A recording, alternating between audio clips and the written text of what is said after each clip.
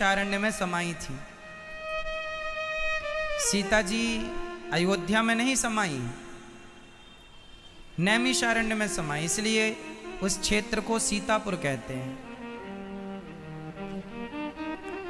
क्यों कहते हैं? क्योंकि राम जी वहां पर यज्ञ कर रहे थे। उस यज्ञ में लवकुश आकर के रोज कथा सुनाया करते थे और कथा का आखिरी दिन था जब लवकुश ने यह कह दिया कि मैं आपका पुत्र हूं। किनसे कह दिया? राम जी से। सभा लगी थी, कह दिया कि मैं आपका पुत्र हूं। तो अब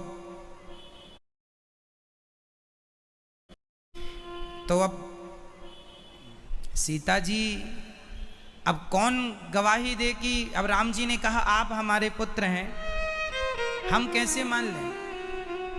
भाई, जब तक हमारी पत्नी सीता नहीं कहेगी तो आपको मान्यता तो नहीं मिलेगी। सीता को बुलाया जाए। अब राम का राज्य है, राम का दरबार है, राम राजा है, और कोई कह दे कि मैं आपका बेटा हूं, तो ये तो बहुत अच्छी बात नहीं है कि कोई भी कह दे मैं आपका बेटा हूं। सीता जी को बुलाया जाए। माता सीता को श्री वाल्मीकि जी लेके आए, क्योंकि वो वाल्मीकि जी के आश्रम में थी। श्री वाल्मीकि जी माता सीता को लेकर आए।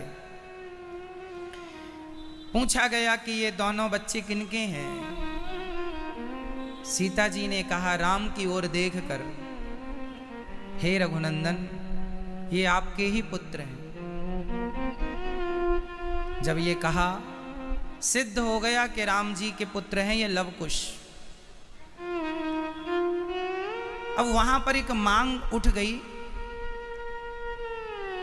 कि अयोध्या की प्रजा ने तो कहा था कि रावण के पास सीता जी रह के आई हैं तो हम एक्सेप्ट नहीं करेंगे, स्वीकार नहीं करेंगे, इसलिए तो निकाल दिया था। अब यदि राम के बगल में ये जाकर बैठ जाएं और कल को फिर कोई कह दे कि ये तो रावण के पास रहकर आई हैं,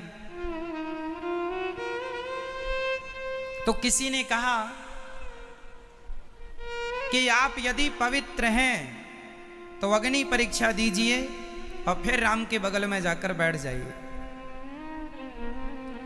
सीता जी बोली, मैं थक गई हूं परीक्षा दे दे करके, अब मैं परीक्षा नहीं दे सकती।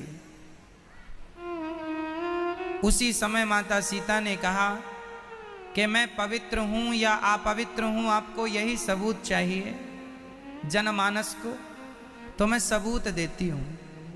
हे पृथ्वी माता, यदि मैं पवित्र हूं तो हे पृथ्वी माता, आप फट जाओ और मुझे अपनी गोद में समा लो। जो जिम्मेदारी, जो कर्तव्य मेरे थे पूरे हो गए।